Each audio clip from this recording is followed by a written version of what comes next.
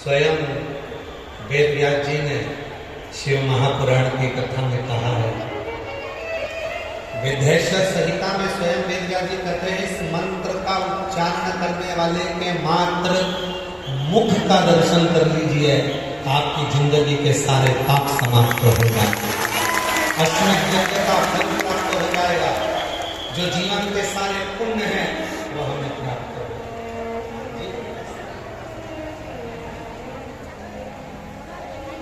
अब कितने खुश होना चाहिए आपको, आपकी पड़ोसन भी मंत्र का जाप कर रही है, आप भी मंत्र का जाप कर रहे हैं, तो दोनों एक दूसरे का मुंह भी देख सकते हो, दोनों एक दूसरे का मुंह भी देख सकते हो कि हाँ इसने भी जप करा तो अपन ने।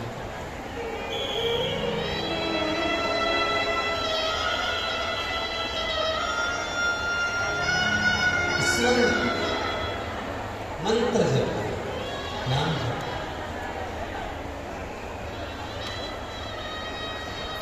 शायद बाबा की ये पवित्र भूमि, आपके पिता का घर बना ही संसार में इसीलिए है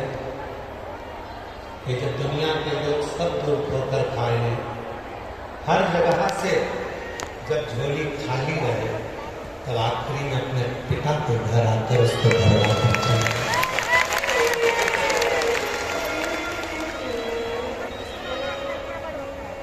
गणेश जी महाराज ने स्वयं भगवान देवाधिदेव महादेव को गुरु माना। मां जगज्जननी जगदम्बा अम्बा पार्वती जी जब अमरनाथ की गुफा में जाकर कथा को श्रवण करने के लिए बैठी, तब माता पार्वती जी ने भी हाथ जोड़कर कहा, मैंने सुना है गुरु मंत्र के बिना कथा सुनी नहीं जा रही तो उसका लाभ नहीं होता। बोले ना, मेरा कोई गुरु नहीं, इसीलिए तो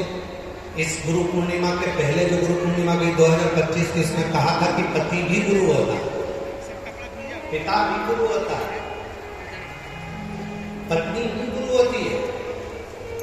सास भी गुरु होती है, मां भी गुरु होती है, और यहां तक श्री पुराण की कथा कहती है, देवहूति और कपिल देव जी महाराज का चरित्र देखा जाए तो बेटा भी गुरु होता है और बेटी भी गुरु। कपिल देव जी महाराज ने अपनी माता देवहूति को उपदेश दिया का ज्ञान दिया।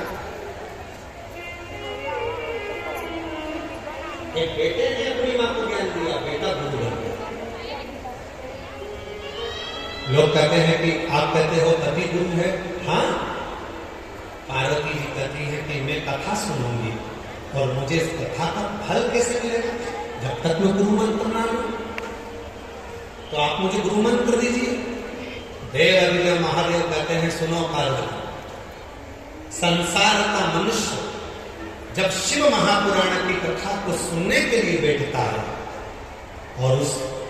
शिव पुराण के अंतर्गत ओम नमः शिवाय, नमः शिवाय, श्री शिवाय नमस्कृत्यं का जब उच्चारण व्यास अपनी पीठ से करता है, वक्ता अपनी पीठ पर बैठकर जब इस उच्चारण को करता है और जितने श्रोता होते हैं जब इस मंत्र को साथ में बोलते हैं, उसी क्षण उसका गुरु मंत्र हो जाता है। और वो मंत्र मिलते ही आप रामचरितमानस उठा लीजिए, आप श्रीमद् भागवत उठा लीजिए, आप शिव पुराण की कथा उठा लीजिए, आप विष्णु पुराण उठा लीजिए, आप देवी भागवत उठा लीजिए, जितनी पुराणों को आपने सुना होगा,